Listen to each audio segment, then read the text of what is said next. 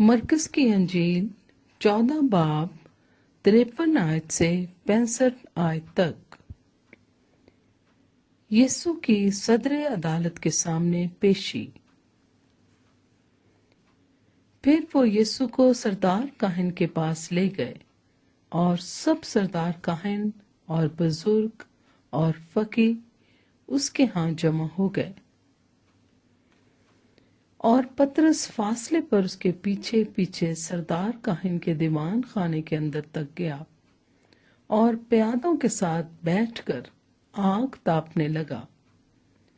और सरदार काहिन और सब सदर अदालत वाले यीशु को मार डालने के लिए उसके खिलाफ गवाही ढूंढने लगे, मगर ना पाई, क्योंकि बथेरों ने उस पर झूठी गवाहियां तो दी, लेकिन उनकी गवाहियां मुत्तफिक ना थीं।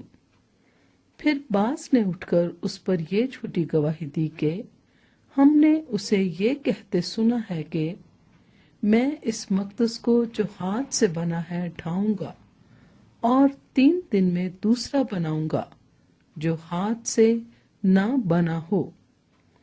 लेकिन इस पर भी उनकी गवाही मुत्तफिक ना निकली।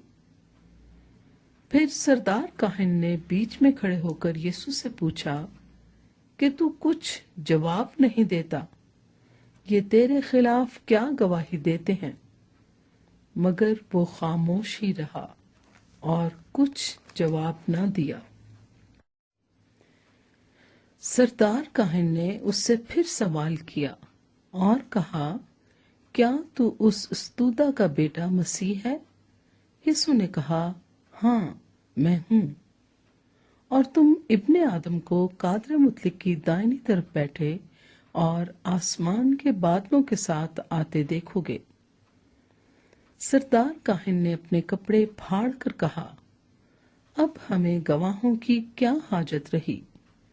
तुमने ये कुफ्र सुना, तुम्हारी क्या राय है? उन सब ने फतवा दिया कि वो कत्ल के लायक है। तब बाज उस पर थूकने और उसका मुंह ढांपने और उसके मुक्के मारने और उससे कहने लगे, नबूवत की बातें सुना। और प्यादों ने उसे तमाचे मार मार कर अपने कब्जा में लिया। पाकलाम के पढ़े और सुने जाने पर खुदा की बरकत हो। आमीन।